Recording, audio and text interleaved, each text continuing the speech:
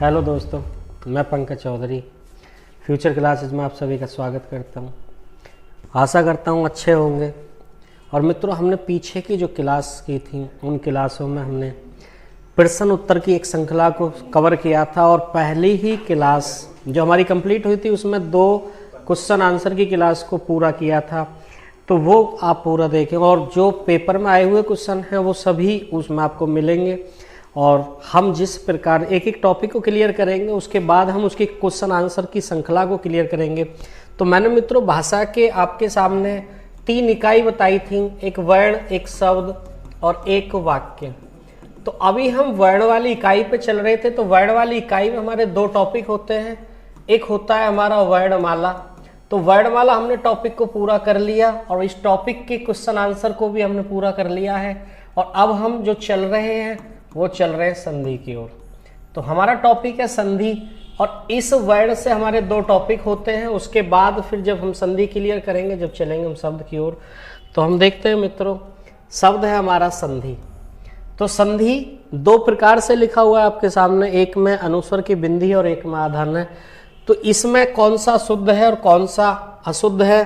तो ये दोनों ही शब्द शुद्ध होते हैं, क्योंकि जब हम संधि करते हैं तो सम प्लस धी में तोड़ते हैं और इस सम का मतलब समान और धी का मतलब धारण करना। तो ये जो मैं होता है, इस मैं की जगह हम अनुस्वर या नासिक के स्वर को भी यूज कर सकते हैं। तो मैंने एक बार इस मैं के स्थान पर इस अनुस्वर को प्रयोग किया है और एक बार इस मैं के स्थान पर न को प्रयोग किया है। तो आप देखेंगे तो संधि दोनों ही शुद्ध होते हैं। और नेक्स्ट है संधि का शाब्दिक अर्थ क्या होता है? तो संधि का शाब्दिक अर्थ जो होता है वो समझौता, मित्रता, मेल, जोड़, मिलाप, ये इसके शाब्दिक अर्थ होते हैं। क्योंकि शाब्दिक अर्थ का मतलब समझौता, मित्रता, मेल, जोड़, मिलाप होता है। और इसमें ही नेक्स्ट क्वेश्चन पूछा जाता है कि संधि का विलोम क्या होता है? तो संधि का विलोम आपके सामने 2 प्रकार से मिलता है, एक विग्रह मिलता है और एक विच्छेद मिलता है। तो आपके सामने ये दोनों ही विकल्प आते हैं जो अक्सर हम गलत करके आते हैं और विच्छेद पे हम लगा के आते हैं। तो विच्छेद हमारा आंसर नहीं होगा। जब ये दोनों विकल्प हों तो आंसर हमारा विग्रह होता है और जब विग्रह विकल्प में ना हो तब हमारा आंसर विच्छेद होता है। अगर दोनों ही विकल्प में है तो आपको वरीयता विग्रह को देनी है, विग्रह इसका राइट आंसर है।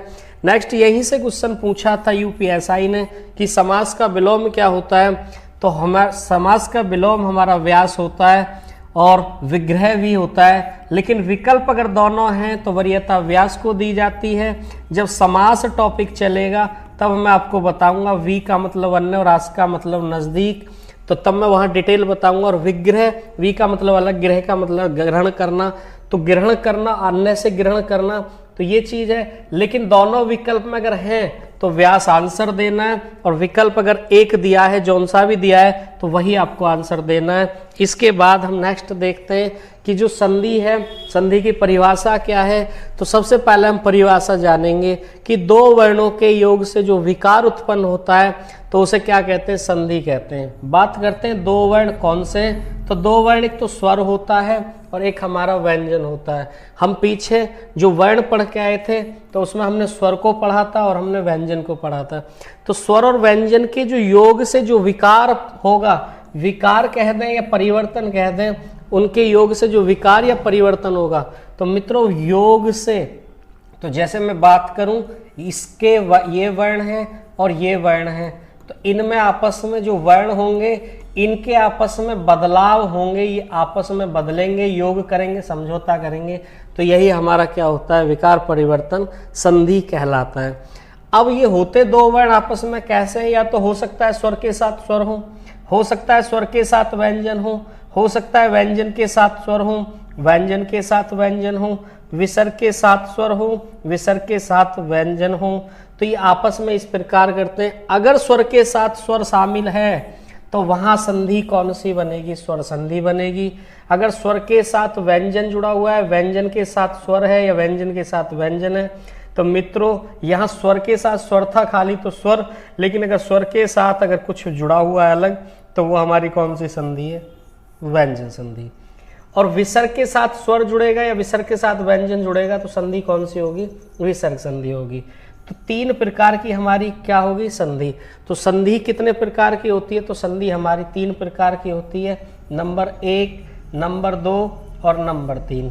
लेकिन इसको 3 प्रकार की संधि को हम कै प्रकार से करते हैं, हम 6 प्रकार से करते हैं। अगर आप याद करेंगे तो देखो, स्वर 2 बार स्वर है, स्वर 2 बार व्यंजन है और 2 बार विसर्ग है। अगर सीरियल देखेंगे स्वर व्यंजन स्वर व्यंजन स्वर व्यंजन होता है। तो 6 प्रकार से होती है, लेकिन 3 प्रकार की संधि होती है, 6 प्रकार से संधि करी जाती है। और स्वर के साथ स्वर रहेगा तो स्वर, बाकी स्वर के साथ अगर व्यंजन कहीं भी जुड़ेगा या व्यंजन के साथ स्वर तो वो व्यंजन, और विसर्ग के साथ स्वर जोड़े या व्यंजन जोड़े तो विसर्ग संधि होती है। तो शायद मुझे उम्मीद है कि आपको परिभाषा भी समझ में आ गई होगी और ये चीज भी आपके समझ में आ गई होगी। नेक्स्ट मित्रों, हम बात करें, जैसे एक शब्द लेते हैं हम पान वाला, एक शब्द लेते हैं हम रामायण। तो इन दोनों शब्दों को जरा गौर से देखें मित्रों। जैसे शब्द है रामायण, तो आप सभी जानते हैं राम प्लस अयन इसकी संधि होती है, ये आप सभी जानते हैं। और हम इसकी संधि अगर करेंगे तो ये शब्द हो गया पान प्लस वाला, पान प्लस वाला, पान वाला। तो पान प्लस वाला, तो मित्रों आप ये बताएं संधि पान वाले में है या नहीं है, इसमें है या नहीं है। तो इस वाले शब्द में संधि नहीं है मित्रों, और इस वाले शब्द में संधि है। इसका क्या कारण है, आप देखेंगे कि मैंने बोला था कि प्लस के पहले, मैंने बोला था प्लस के पहले वाला जो वर्ण होगा और प्लस के बाद वाला जो वर्ण होगा, ये वर्ण या तो स्वर हो सकता है या व्यंजन हो सकता है। इन दोनों से क्या पैदा हो, विकार पैदा हो, ये परिवर्तन पैदा करते हो। क्या इसमें यहां कुछ ऐसा है जो ये बदलाव पैदा कर रहे हो शब्द में, नहीं है। तो इसका मतलब ये संधि नहीं है। ये क्या चीज है, संधि नहीं है। ये क्या चीज है, ये हमारा संयोग। तो हर शब्द टूटने वाला संधि नहीं होता, हर शब्द संधि को हम काउंट नहीं कर सकते। हो सकता है टूटने वाला शब्द कहीं कहीं संयोग भी हो। तो संयोग वाला शब्द है पान वाला, सब्जी वाला, दूध वाला, तो ये शब्द सब हमारे संयोग हैं, संधि नहीं होते हैं।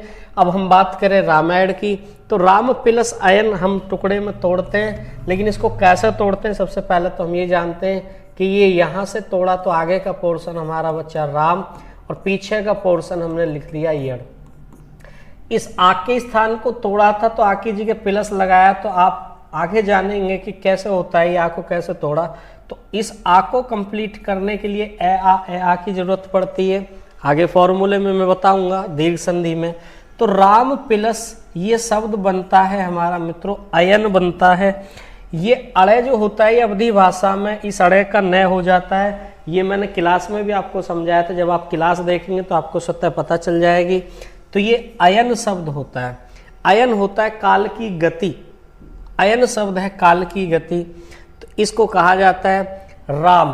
तो राम प्लस अयन जो संधि है इसमें आपने गौर करी कि यहाँ क्या था, ए है, ए, इस मैं के अंदर स्वर ए है और यहाँ आपने ए को लगाया है, तो ए और ए के साथ मिलके आ होता है। तो जो आ है, आ ही आपने यहाँ से खत्म किया था, इस आ को आपने यहाँ ले जाके पूरा कर दिया यहाँ।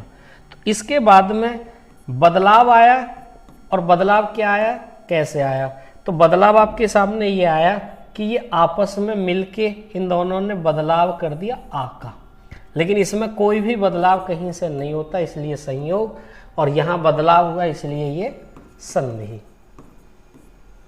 ये चीज आपकी क्लियर हो गई होगी कि ये संधि है और ये संयोग है। इसके बाद में मैं बात करूं कि देखो ये प्लस के साथ में विकार से पहला वाला वर्ण और विकार प्लस के बाद वाला वर्ण, अगर ये दोनों बदलाव करते हैं तो इसको कहा जाता है प्रधान संधि। तो यहां से तो सब संधि होती हैं, क्योंकि प्लस में टूटेंगे, आगे पीछे के ही वर्ण इसमें बदलाव करते हैं तो प्रधान संधि। लेकिन इनके अलग अगर कहीं भी शब्द में कोई बदलाव होता है, जैसे अड़े का क्या हुआ था न, तो ये होगी हमारी गौण संधि। बीच में से टूटेगी तो प्रधान संधि। और पीछे वाले शब्द में वो कहीं से भी अगर टूटता है इससे अलग, तो उस संधि को हम किस नाम से जानते हैं? गौड़ संधि के नाम से जानते हैं। आगे हम चलते हैं, संधि में जानते हैं और आगे। तो संधि जो होती है मित्रों कै प्रकार की होती है? तो संधि हमारी कै प्रकार की होती है? तो देखते हैं हम, संधि हमारी 3 प्रकार की होती है। संधि 3 प्रकार की होती है। एक स्वर संधि होती है, एक व्यंजन संधि होती है और एक विसर्ग संधि होती है। 3 प्रकार की संधि है। तो इसमें सबसे पहला हेडिंग है हमारा स्वर संधि। तो स्वर संधि, तो स्वर संधि में मैंने पीछे बताया था स्वर के साथ क्या होगा? स्वर होगा, तो वहां कौन सी संधि होगी? स्वर संधि होगी। तो स्वर का योग स्वर के साथ होता है, स्वर का योग स्वर के योग के साथ परिवर्तन करता है, विकार पैदा करता है, वहां हमारी स्वर संधि कहलाती है। परिभाषा आप खुद भी बना सकते हैं। और स्वर संधि कितने प्रकार की होती है? तो 5 प्रकार की होती है। दीर्घ, गुण, वृद्धि, यण और आदि। तो आप देखेंगे कि सबसे पहले कोई चीज बढ़ती है, बड़ा रूप धारण करती है, उसके बाद उसके अंदर क्या चीज चेक करते हैं? हम उसके गुण चेक करने लग जाते हैं। फिर हम देखते हैं कि वो चीज वृद्धि कर रही है या नहीं कर रही। और वृद्धि जब वो चीज करने लगती है तो वो एक ताकतवर बनने के बाद वो एक युद्ध का रूप धारण करता है, क्योंकि उसके शरीर में ताकत आती है तो युद्ध करना शुरू करता है, अर्थात यण संधि का रूप। और जब कोई युद्ध करता है तो उसको बंटवारे में दे दिया जाता है, अर्थात अयादी कहते हैं, आधा आधा करो, अयादी करो। तो ये सीरियल इसका सबसे पहले दीर्घ होता है, फिर उसमें गुण होते हैं, फिर उसमें वृद्धि रूप धारण है, फिर उसके अंदर युद्ध होता है, वो युद्ध करना शुरू कर देता है और उसको बंटवारा करके न्यारा कर देता है। यहाँ लाके हम उसके टुकड़े करेंगे, जब हम आगे चलेंगे तो आपको सब पता चल जाएगा। इसमें 5 प्रकार की थी। नेक्स्ट में पहला प्रकार ही हमने ले लिया है संधि का, दीर्घ संधि। और दीर्घ संधि का जो फॉर्मूला है वो ए आ के साथ ए आ होगा तो आ बनता है, छोटी बड़ी ई के साथ छोटी बड़ी ई होगी तो ई बनेगी, और छोटे बड़े ऊ के साथ छोटे बड़ा ऊ अगर होंगे तो बड़ा ऊ बनेगा। तो इसमें किस प्रकार का होता है आप सबसे पहले ये चीज जान लें।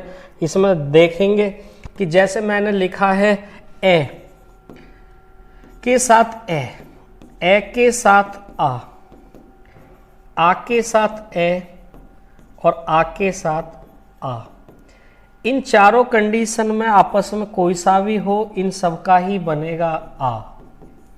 तो फॉर्मूला इन चारों का हमने एक लाइन में कैसे लिखा है इसको आप समझेंगे। इस ए के साथ ए तो ये क्लियर, इस ए के साथ आ तो ये क्लियर, इस आ के साथ ए तो ये क्लियर, और आ के साथ आ तो ये क्लियर। तो इस प्रकार इन चारों को हम देखो, 2 बार आ है, 2 बार ए है, एक बार आ।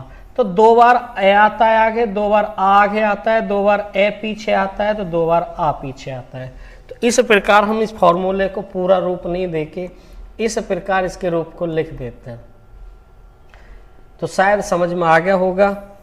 और अब हम चलते हैं इसमें शब्द की ओर। पहले वाले ही टॉपिक से चलेंगे हम शब्द की ओर। तो हम देखते हैं सबसे पहला शब्द है हमारे सामने कारागार। कारागार शब्द है। अब कारागार शब्द की जब हम संधि करते हैं तो कारागार शब्द की संधि करेंगे तो इसमें हम देखेंगे कि हमने शब्द को लिखा कारा प्लस गार, तो यहां से आपने प्लस लगाया, आ के डंडे पे से इसको तोड़ दिया, इसका मतलब आपने आ को खत्म किया। तो शब्द क्या बचा था? कार, तो आपने कार उतार दिया। पीछे बचा आपका गार, तो आपने गार उतार दिया। अब आपको पता है इस आ को कंप्लीट करना है। जब आ को आप यहाँ कंप्लीट करेंगे जब भी आप इसको पूरा जोड़ेंगे। इसका मतलब यहाँ दोनों में बदलाव है, संधि है। दूसरी चीज कौन सी संधि है? प्रधान संधि है। अब आ को करने के लिए आपको इन शब्दों का ज्ञान होना चाहिए। अगर आपको शब्दों का ज्ञान नहीं है तो आप संधि नहीं सीख सकते, आप सिर्फ रट सकते हैं। और कार शब्द जो होता है ये कार शब्द नहीं होता, आप जानते हैं कारा शब्द होता है, अर्थात बंदी बन जाता है। कारा का मतलब बंदी होता है। और ये आगार शब्द होता है। आगार का मतलब होता है गिरह, घर, घर। तो ये जो शब्द है ये कारा प्लस आगार बनता है। तो आ के साथ में आ जुड़ता है तो आ बनाता है। तो इसी आ को आपने खत्म किया था, तो संधि का नियम तो पूरा हो चुका है। अगर आप अगार लिखेंगे तो भी फॉर्मूला आ के साथ ए बनाएगा, लेकिन वो चीज़ आपको शब्द के अकॉर्डिंग पता होनी चाहिए। तो काराबंदी होता है, अगार घर होता है, तो इसका मतलब जो बंदियों का घर होता है उसी को क्या कहते हैं, हम कारागार कहते हैं। तो शायद आपकी समझ में आ गई होगी। ऐसे ही अगर हम बात करें छात्रावास, तो छात्रा आके स्थान को हम तोड़ेंगे तो आगे क्या बचा, छात्र, और पीछे बचा वास। तो यहाँ छात्र जो शब्द है, अगर मैं छात्रा करूंगा तो केवल लड़कियों के लिए आ जाएगा, और यहाँ से आवास होता है या आवास होता है, तो ये आवास शब्द होता है, क्योंकि यहाँ से ए आप यूज करेंगे, ऐसे ही आप ए आ यूज करेंगे। तो यहाँ से जब आप यूज करेंगे इसको, तो यहाँ से आपने आ लिख दिया, यहाँ आप ए आ यूज कुछ नहीं कर सकते, केवल ए इसके अंदर सम्मिलित है। क्यों नहीं कर सकते, अगर आपने छात्रा कर दिया तो केवल लड़कियों का हो जाएगा, लेकिन छात्रावास तो बॉयज एंड गर्ल दोनों होते हैं, इसलिए यहाँ छात्र छोड़ना पड़ेगा, छात्रा नहीं करना है। छात्र में बॉयज गर्ल दोनों है और आवास का मतलब घर है। अब बात करें हम इस कवितावली की, तो देखो आके डंडे पे से आपने तोड़ा, तो शब्द क्या है, कवित प्लस बली। अब आपने अगला पोर्शन आगे लिख लिया, पिछला पीछे लिख लिया। क्यों लिखा है, इसका कारण भी मैं अभी आगे थोड़ी देर में बताने वाला हूं। तो आप जानते हैं कवित नहीं होता शब्द, कविता होता है, इसका मतलब आ हो चुका है। आवली बावली होता है या अवली शब्द होता है मित्रों, ये शब्द होता है अवली, ए ले लिया। अगर आप आवली लेंगे तो आपका फॉर्मूला तो फिर भी आ का निर्माण करेगा, लेकिन आपको शब्द का ज्ञान होना चाहिए। इस अवली का मतलब होता है माला। ऐसे ही रचनावली में रचना प्लस अवली हो जाएगा, गीतांजलि में गीता प्लस अंजलि हो जाएगा। शब्द है कारावास, तो कारा प्लस आवास हो जाएगा। पुरावशेष, पुरा, यहां से आप तोड़ेंगे तो देखो पुर होता है या पुरा शब्द होता है। पीछे का पोर्शन पीछे और आगे का पोर्शन आगे, तो पुर आगे उतार दिया, पीछे ये बच्चा अवशेष तो ये उतार दिया। आपको पता है आ को तोड़ा है तो यहाँ अवशेष होगा या आशेष, तो अवशेष होगा, और यहाँ पुरा शब्द होता है, तो पुरा प्लस अवशेष। शब्द है सुधांशु, तो आप यहां से तोड़ेंगे सुधांशु, सुधा अमृत और अंशु का मतलब जानते माला, तो यहाँ सुधांशु सुधा प्लस अंशु बनेगा। हिमांशु में हिम प्लस अंशु बनेगा, और देवार्चन में देवा प्लस अर्चन बनेगा, अर्थात देव प्लस अर्चन होगा, देवा नहीं होगा, देव प्लस अर्चन होगा। और कुछ शब्द हैं हमारे होमवर्क के तौर पे मित्रों, आप इन्हें सॉल्व करें। दैत्यारी बहुत इंपॉर्टेंट शब्द है, इस शब्द को आप जरूर करें। दैत्यारी यहाँ से वृद्धि संधि भी देता है, यड़ संधि भी देता है, और दीर्घ संधि भी है, तो इसको खुद करें और कमेंट बॉक्स में हमारे में लिखें। लेकिन ये दीर्घ संधि है, मैं आपको फिर बताऊंगा, कमेंट बॉक्स में आप इसका आंसर जरूर देना। शब्द है परीक्षार्थी, तो परीक्षा प्लस अर्थी होता है, अर्थी का मतलब चाहत होता है। तथा प्लस अपी हो जाएगा, तथा प्लस अपी आपे टूटेगा। विद्यातुर, तो विद्या प्लस आतुर होता है, आतुर नहीं होता है। वार्तालाप, तो आपे टूटेगा, तो वार्ता प्लस आलाप होता है। और विद्या प्लस तुर है, तो विद्या प्लस आतुर शब्द होता है, आतुर नहीं होता है। नेक्स्ट हम इसी के ई वाले शब्द करेंगे क्लियर, क्योंकि वो थे हमारे आ वाले शब्द। अब हम ई वाले शब्द क्लियर करते हैं, तो हम देखते हैं ई वाले। तो मित्रों यहाँ से आप गौर करना, यहाँ से आपको एक चीज दिखाई दे रही होगी, कविंद्र मैंने 3 तरह से लिखा है। तो इसमें सबसे पहला देखेंगे सही कौन सा है और गलत कौन सा है। तो नियम क्या कहता है कि जब भी टुकड़ा होगा छोटी ई का या बड़ी ई का, तो रूप कौन सा धारण करेगा, बड़ी ई। तो अगर आप इस कविंद्र की शब्द को आप टुकड़ा करेंगे तो इसमें कौन सी मात्रा है, छोटी मात्रा, इसका मतलब शब्द क्या है, गलत है। तो छोटी मात्रा पे कवि प्लस इंद्र टुकड़ा कभी नहीं हो सकता, क्योंकि टुकड़ा होगा, टुकड़ा बनने के बाद कैसे नहीं बनता है आप गौर करें। देखो बड़ी ई को हमने तोड़ा, प्लस लिख दिया। जब हमने प्लस लिख दिया तो आगे का पोर्शन आगे बचा, पीछे का पीछे बचा, तो आगे बचा कब, और पीछे का पोर्शन बचा ये वाला। क्योंकि आपका ये पोर्शन बचा है तो आपने ये ही उतार दिया, आपका ये पोर्शन आगे बचा, आपने ये उतार दिया। कब आगे उतार दिया, ये पीछे उतार दिया। अब आप गौर करेंगे, इस चीज पे ध्यान देंगे तो आपको समझ में आ जाएगा। यहाँ से तो आपको पता है छोटी बड़ी ई, छोटी बड़ी ई यहाँ लगेगी, छोटी बड़ी ई यहाँ लगेगी। तो आपको पता है यहाँ तो आप छोटी बड़ी की बात करती, छोटी ही लगा देंगे, इंद्र बन गया। और यहाँ कवि में आपको पता है कि छोटी ही लगती है, अर्थात छोटी ई के साथ छोटी ई हो गई तो बड़ी ई बनेगी, और बड़ी ई को ही आपने यहाँ देखो खत्म किया है, लेकिन यहाँ उस छोटी ई और छोटी ई से मिला के आपने क्या कर दिया, यहाँ बड़ी ई का निर्माण कर दिया। तो कवि प्लस इंद्र। अब इस वाले शब्द में और इसमें क्या फर्क है, इसमें आप गौर करें, देखो शब्द में प्लस लिख दिया, कब आगे लिख दिया,